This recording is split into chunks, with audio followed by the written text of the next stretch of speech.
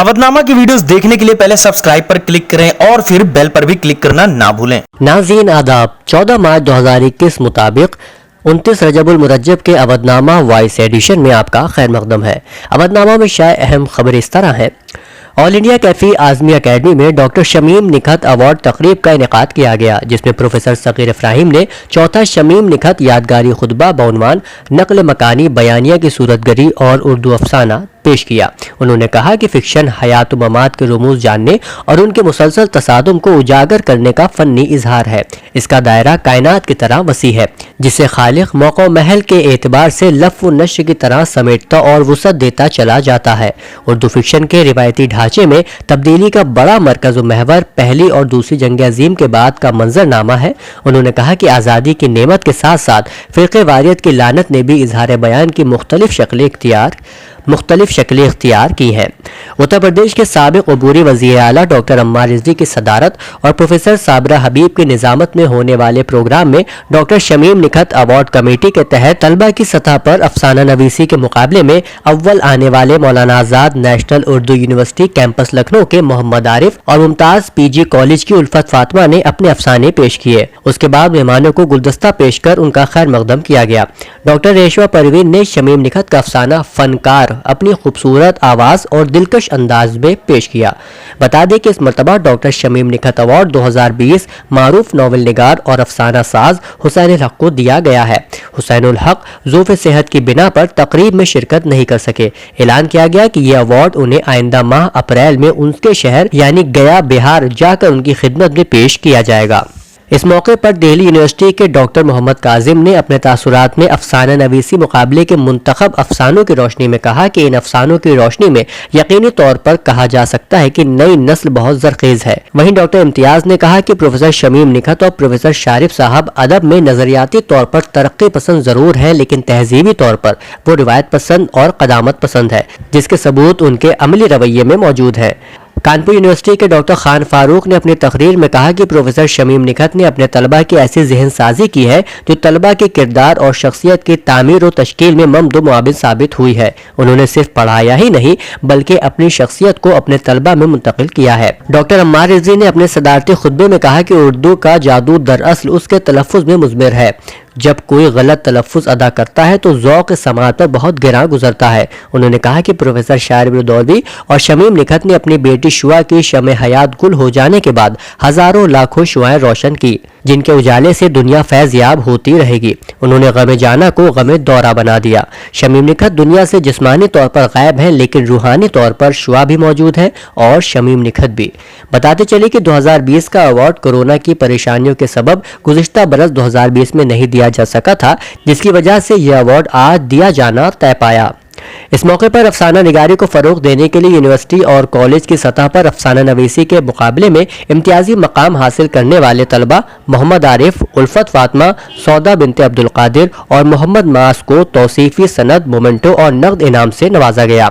मुंतज़िमा committee की जानिब से वक़ार रिजवी ने इज़हार तशक्कुर अदा करते हुए कहा कि प्रोफेसर शमीम निखत से मेरा ज्यादा ताल्लुक नहीं रहा, क्योंकि उनसे मुलाकात के 3-4 बरस बाद ही उनका इंतकाल हो गया, लेकिन प्रोफेसर शारिब दौलवी से मेरा ताल्लुक अभी तक है और मैं चाहता हूं कि ये बहुत दिनों तक कायम रहे।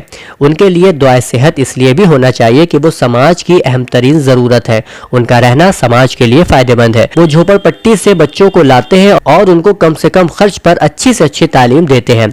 जब शमीम निखत चली गई तो उन्होंने जीने का फिर एक तरीका निकाला और शमीम निखत उर्दू फिक्शन अवार्ड शुरू किया। ये अपनी नौयत का पहला अवार्ड है और इसके लिए हिंदुस्तान के 12 नामवर लोगों को मुंतखब किया कि उन लोगों की जानिब से जिस नाम की तकरार होती है उसी नाम को मुंतखब कर लिया जाता है। इसकी एक शर्त यह भी है कि अवार्ड याफ्ता को मौजूद होना जरूरी है। वक़ार रिजवी ने कहा कि प्रोफेसर शारिब ने अपने मनसब का कभी कोई फायदा नहीं उठाया। प्रोफेसर शारिब कैफी एकेडमी के सदर भी हैं। कल एक प्रोग्राम की रिकॉर्डिंग होना थी मेरे घर पर। शारिब दौलवी यहाँ अपने प्रोग्राम के सिलसिले में आए थे। उन्होंने कहा कि हम तुम्हारे घर नहीं आ पाएंगे, तुम यहीं कैमरा लेकर आ जाओ। लाइट भी नहीं आ रही थी। उन्होंने मुझसे कहा कि जाओ ऑफिस में पहले रसीद कटवाओ, अगर जिम्मेदारान चाहते तो पैसा कम कर सकते थे या नहीं भी लेते, लेकिन ऑफिस ने 5000 बताए और मैंने 5000 रुपए की रसीद कटवाई।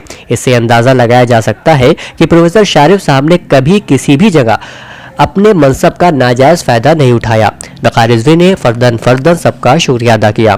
اس موقع پر ڈاکٹر سبیہ انور، ڈاکٹر شتناہد، ڈاکٹر فردوس جہاں، ڈاکٹر نور فاطمہ، ڈاکٹر عمیر منظر، ڈاکٹر منتظر قائمی، ڈاکٹر اقتدار حسین فاروقی، ڈاکٹر پروین شجاعت، ڈاکٹر ہارون رشید، اطہر نبی، محمد شفقت، عائشہ صدیقی، میرا ترپاٹھی، سلمہ حجاب، سعید مہندی رضوی، راشد صحافی، پرویز ملک زادہ، انور حبیب علوی، نجم الدین احمد فاروقی اور انور زیدی وغیرہ خصوصی طور پر شریک رہے۔ ایک اور اہم خبر کے مطابق سری لنکا کے حکومتی وزیر نے کہا ہے کہ برقع پہننے پر پابندی ہوگی اور 1000 سے زائد اسلامی اسکولز بند کر دیے جائیں گے۔ برطانوی خبر رساں ادارے رائٹرز کی ایک رپورٹ کے مطابق ہفتے کو وزیر برائے عوامی تحفظ سارتھ ویراسیکرا نے ایک نیوز کانفرنس میں بتایا کہ انہوں نے قومی سلامتی کی بنیاد پر کچھ مسلمان خواتین کی جانب سے مکمل چہرہ ڈھانپنے پر پابندی کی کابینہ سے منظوری کے لیے جمعے کو ایک کاغذ پر دستخط کیے ہیں۔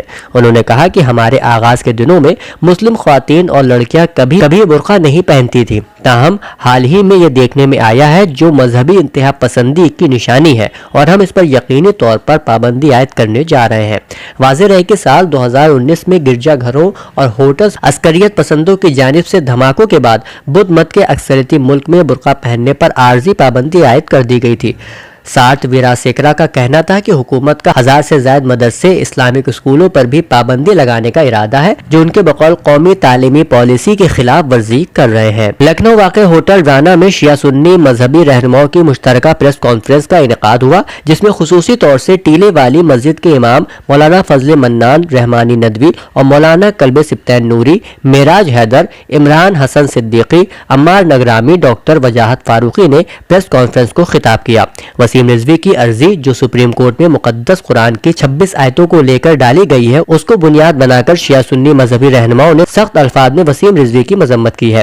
ٹیلے والی مسجد کے امام مولانا فضل منان رحمانی نے کہا کہ وسیم رضوی اسرائیلی ایجنٹ کے طور پر کام کر رہا ہے جس کا مقصد صرف سماج کے امن و امان کو نقصان پہنچانا اور سماج کو بدنام کرنا ہے۔ وہیں مولانا ڈاکٹر کلب سبطین نوری نے کہا کہ وسیم رضوی کے ذریعے کی گئی گھناؤنی حرکت کو معاف نہیں کیا جا سکتا۔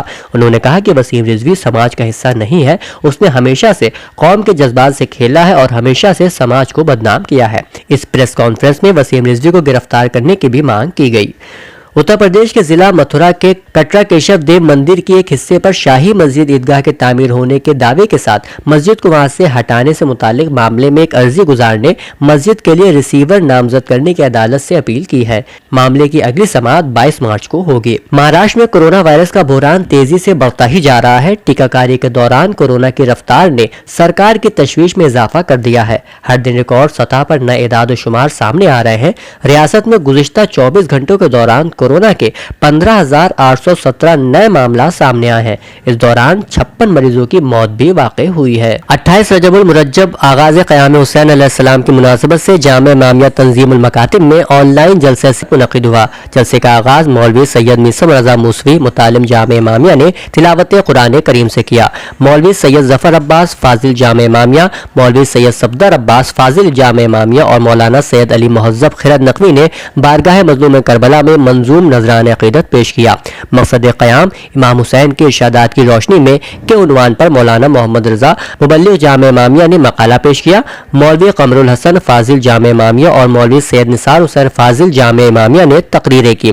اس کے علاوہ مولانا سید فیض عباس، مولانا سید علی ہاشم عابدی، مولانا تہذیب الحسن رضوی نے بھی اپنے خیالات کا اظہار کیا۔ طرز فاؤنڈیشن مفتی گنج لکھنؤ کے سیکریٹری ڈاکٹر ثروت تقی نے ایک پینٹنگ مقابلہ بعنوان لکھنؤ کی تاریخی عمارت گرلز انٹر کالج مفتی گنج المعروف وکیل صاحب کا اسکول میں پرنسپل طلعت جعفر کی سرپرستی اور ٹیچر جمال فاطمہ کی زیر نگرانی کلاس 10، 11، 12 کے طلبات کے بیچ منعقد کرایا۔ اس مقابلے میں اول انعام بیگم زاکیہ تقی حسن ایوارڈ سنبل خان، دوسرا انعام علیشہ مرزا، تیسرا انعام ام کلثوم کو بدست احسن لال، طلعت جعفر اور ڈاکٹر ثروت تقی دیا گیا۔ ممتاز پی جی کالج لکھنؤ میں NSS 4 یونٹوں کے ذریعے متعدد پروگراموں کا انعقاد کیا گیا۔ ان پروگراموں میں خود کی حفاظت کی تربیت، خواتین کے اندر خود اعتمادی اور ذہنی اور دماغی صحت سے متعلق لیکچر اور مختلف اشیاء کی نمائش شامل رہی۔ حج و زیارت کے خواہش مند حضرات کے لیے مہندی ٹورز اینڈ ٹریولز کا ایک اشتہار بھی یہاں موجود ہے جس کے مطابق حج کے لیے 5 جولائی، 9 اگست یوم عاشورہ کے موقع پر کربلا میں اور اربعین کے موقع پر کربلا جانے کے لیے 19 ستمبر کی تاریخ درج ہے۔ مزید معلومات کے لیے www.mediatours.com یا 9819394814 پر رابطہ کیا جا سکتا ہے۔ اودھ نامہ میں شائع مضامین کو مکمل طور پر پڑھنے کے لیے اودھ نامہ کی ویب سائٹ www.awadhnama.com پر وزٹ کریں اور ای پیپر پر کلک کریں۔ گھر بیٹھے گروسری اور گھر کا سارا سامان فوراً اور پوری ہائیجین کے ساتھ پانے کے لیے ہمارے واٹس ایپ نمبر 6394027918 پر آرڈر کر سکتے ہیں۔ ہمیں پرکھنے اور ہماری حوصلہ افزائی کے لیے ایک بار موقع ضرور دیں۔